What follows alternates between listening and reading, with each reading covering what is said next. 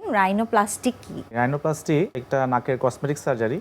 যদিও সবাই জানে যে এটা শুধুমাত্র কসমেটিক সার্জারি, কিন্তু মূলত এটা নাকের যে শ্বাস প্রশ্বাসের উন্নতির জন্য একটা সার্জারি। সাথে কিন্তু নাকের যে আমাদের মুখের সাথে নাকের অনেক সময় নাকের কসমেটিক ডিফর্মিটি থাকে, আঁকাবাঁকা বা ক্রুক নোজ থাকে, সেই নাকের আঁকাবাঁকা অংশগুলা মুখের সাথে সামঞ্জস্যপূর্ণ করার জন্য একটা সার্জারি করা হয়, সেটার নামই আসলে রাইনোপ্লাস্টি সার্জারি। নাকের কি কাজ আছে আমাদের শরীরে? নাকের প্রধান কাজ কিন্তু শ্বাস নেওয়া। যে আমরা যে রেসপিরেটরি সিস্টেমের প্রথম পার্টটা হচ্ছে নাক, এবং সাথে সাথে আমাদের মুখের সৌন্দর্য প্রকাশের প্রথম অংশই আসলে নাকের সৌন্দর্য দিয়েই প্রকাশ পায়। তো নাকের দুইটা ফাংশন, একটা হচ্ছে শ্বাস নেওয়া আর সৌন্দর্য প্রকাশের মাধ্যম হিসেবে নাকে বলা যায়।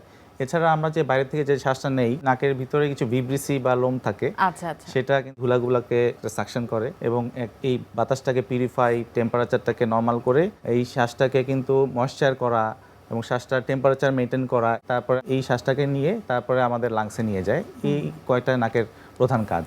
অনেক সময় আমরা দেখি জন্মগত ত্রুটি হিসেবে এই যে বাহিরের যে মুখের সাথে আমাদের যে নাকের যে অংশটি, এটি ছাড়া অনেক সময় অনেক শিশু জন্মগ্রহণ করে। তো সেক্ষেত্রে সেই ধরনের শিশুদের কি কি ধরনের সমস্যা হতে পারে বা হয়েছে আপনি কি দেখেছেন? জন্মগত কিছু ত্রুটি থাকে, অনেকে বাচ্চাদের ক্লেফট লিপ থাকে, ক্লেফট প্যালেট থাকে, সেক্ষেত্রে নাকেরও কিছু জন্মগত ত্রুটি থাকতে পারে। তো এইসব পেশেন্টগুলোকে রাইনোপ্লাস্টি একটা পদ্ধতি আছে, সেই পদ্ধতির মাধ্যমে কারেকশন করা যায়। আগে ক্লেফট লিপ প্যালেটগুলা অপারেশন করে তারপর যদি নাকের অংশ ঠিক করা লাগে, তাহলে এই রাইনোপ্লাস্টির একটা প্রসিডিউর আছে, সেই প্রসিডিউরের মাধ্যমে আসলে এটা কারেকশন করা যায়। তো অনেক সময় বাবা মায়েরা চিন্তিত থাকেন যে যেহেতু ছোট শিশু জন্মগ্রহণ করেছে এবং তার এই যে কারেকশনের ব্যাপারটি, এই ধরনের সার্জারিগুলো আসলে কত দিন বা কত মাস কিংবা বছর পরে আসলে করতে হয় বা করলে ভালো হয় বলে আপনি মনে করেন? রাইনোপ্লাস্টি বা নাকের সার্জারিগুলো আমরা বলি যে আমাদের ডেভেলপমেন্ট যখন কমপ্লিট হয়ে যায় তখন করাটা ভালো। যেমন 16 বছর পরে আমরা প্রিফার করি, তখন একটা স্ট্রাকচারাল পার্মানেন্ট একটা স্ট্রাকচার যদি আমরা দিতে পারি, সেটা আসলে পার্মানেন্ট থাকে। কিন্তু একান্তই যদি প্রয়োজন হয় যে বাচ্চা একদম শ্বাস নিতে পারছে না এবং খুব ডিফর্মিটি, নাকের আকৃতি খুবই বাজে ধরনের, বিশেষ করে বাচ্চা যদি শ্বাস নিতে না পারে, সেক্ষেত্রে কিন্তু আমরা যে কোনো বয়সেই এই স্টেপটা নিতে পারি। যে কোনো বয়সেই রাইনোপ্লাস্টি করে অন্তত তার শ্বাসটা ঠিক করতে পারি এবং সেই সাথে একসাথে আমরা নাকের শেপটা ঠিক করতে পারি।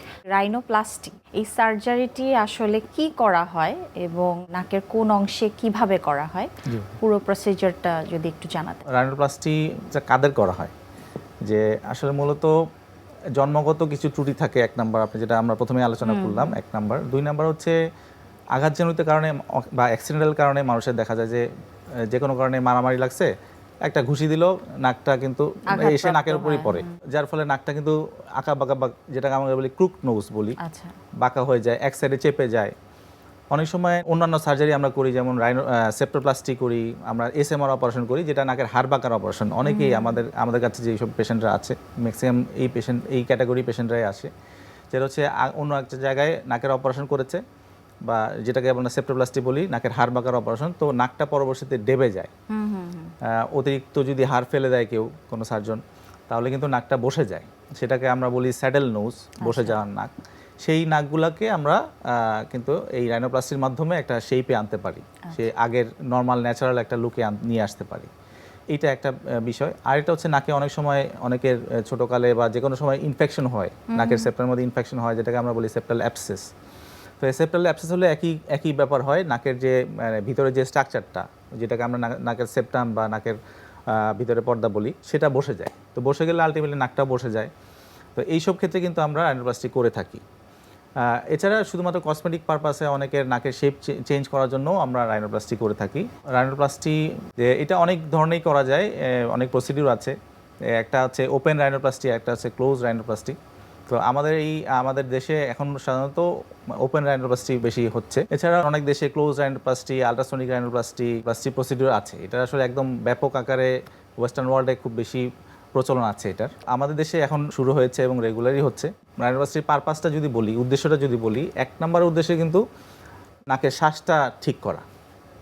দুই নম্বর হচ্ছে নাকের শেপটা বা কসমেটিক পারপাসে নাকের মুখের সাথে একটা সামঞ্জস্যপূর্ণ একটা নাকের একটা শেপ আমরা তৈরি করে দিই।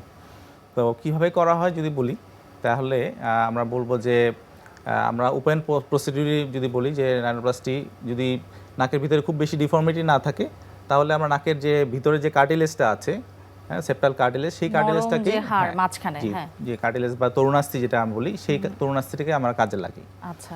যদি এই তরুণাস্থিটা পর্যাপ্ত পরিমাণে না থাকে, অনেক ক্ষেত্রে খুব বেশি ডিফর্মিটি থাকে, সেক্ষেত্রে পর্যাপ্ত পরিমাণে থাকে না, সেক্ষেত্রে আমরা কান থেকেও, কানের যে একটা অংশ এটা কিন্তু তরুণাস্থি দিয়ে তৈরি, আচ্ছা সেই কানের অংশ থেকেও কিন্তু আমরা নিতে পারি। আচ্ছা অথবা যদি সেটাও সাফিসিয়েন্ট না হয়, সেক্ষেত্রে আমাদের রিপস বা পাঁজরের যে তরুণাস্থি থাকে, রিপস কার্টিলেজ বলি আমরা এটাকে, পাঁজরের তরুণাস্থি থেকেও আমরা নিতে পারি। তো এই তিনটা প্রসিডিউরে আমরা আসলে নাকের শেপটা ঠিক করে থাকি।